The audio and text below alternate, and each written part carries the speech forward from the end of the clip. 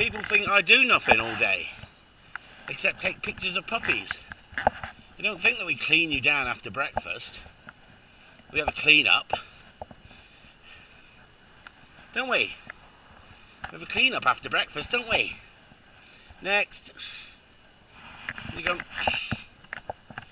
look at the state of you lot.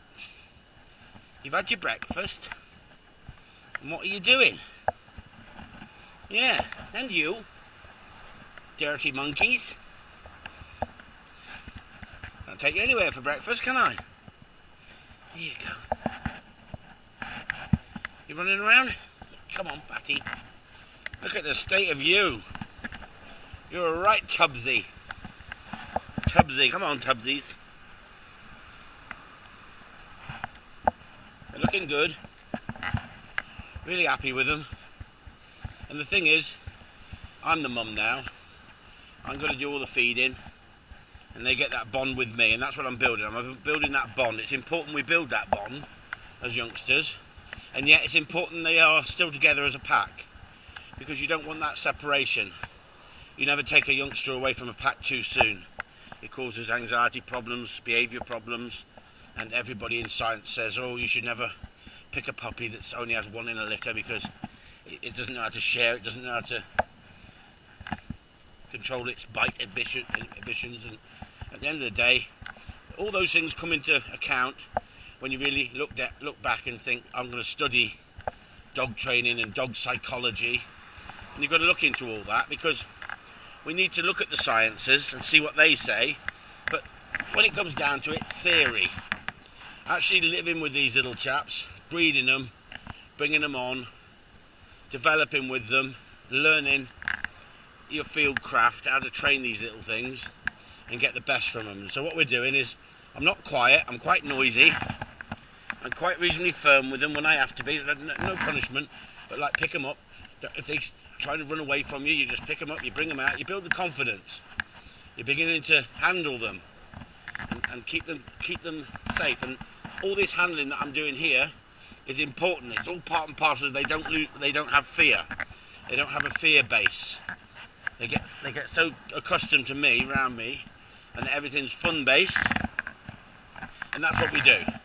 So now we have 9 little pups all come out, and they're all in this area. And I bring them up in this area because they love walking in between and using the stone as security. And they start to come out of themselves, and they start to get bolder and bolder as the couple of weeks go on. These now are 6 weeks old. There's 3 of these are sold, and the rest are for sale. And they're going to make lovely little pups, whether they're going to be pets or whether they're going to be working dogs or whether they're going to be trialing dogs. They'll make lovely little dogs. Now the skill is getting the best out of them. And getting the best out of them only comes with time. I find that most people mess their first few dogs up that they train for competition or they try and train because they don't know how to do it. But anybody who's trained as many dogs as I've done has a good understanding if you keep exploring all other ideas and other formats of thinking and training.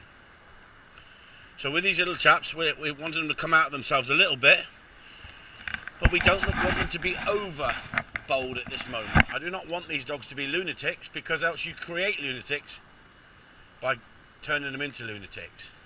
So they're starting to explore everything around them and build that confidence. And my talking is a really important factor here, that these little chaps get used to this and don't fear me. And they'll come out in their own time, like this one is, look, and come out, and some of them will stay in, and some's more reserved than others. And you'll find these are no different than humans. If you had a family of young children, you'd understand that, not all children are the same. You can have 2 children from the same parents, and do you know what? They can be totally different. One can be bold and one can be soft.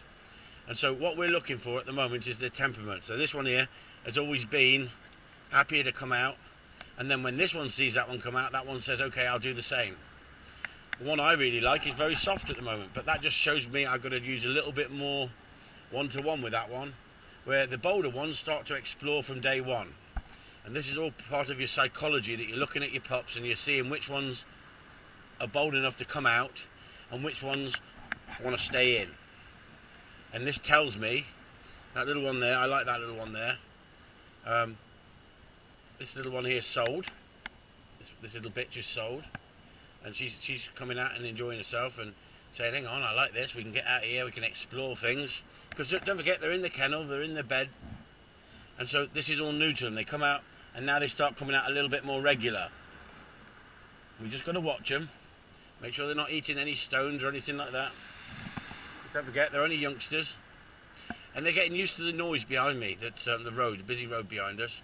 And so it's nice that we don't live in the countryside and they always hear noise, so they just accept the noise. And that's the nice thing about it.